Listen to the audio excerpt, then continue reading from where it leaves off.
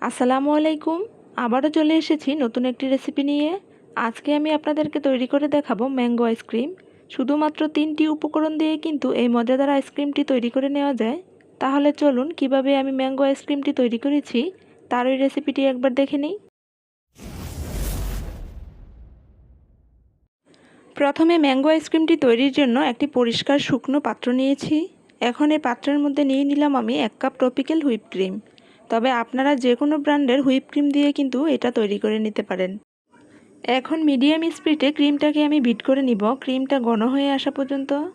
এই তো 2 থেকে 3 মিনিট আমি ক্রিমটাকে বিট করে নিয়েছি। দেখুন ক্রিমের ঘনত্বটা ঠিক এরকম হয়েছে। এখন এখানে দিয়ে দিব আমি 1/4 কাপ পরিমাণ কনডেন্স মিল্ক। তবে কনডেন্স মিল্কের পরিমাণ আপনারা চাইলে বাড়িয়ে অথবা কমিয়েও দিতে পারেন। এবার আবারও আমি 30 সেকেন্ডের মতো বিট করে কনডেন্স মিল্কটা মিশিয়ে নিব।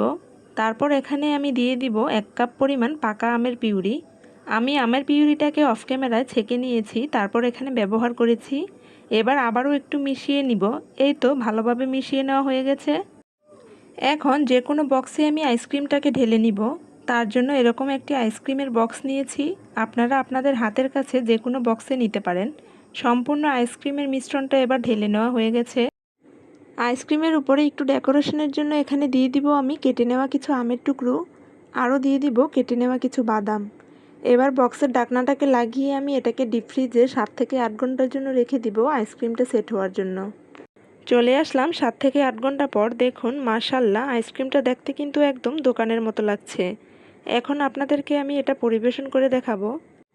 আর খেতে তো মাশাআল্লাহ তার থেকে বেশি অনেক ভালো হয়েছে।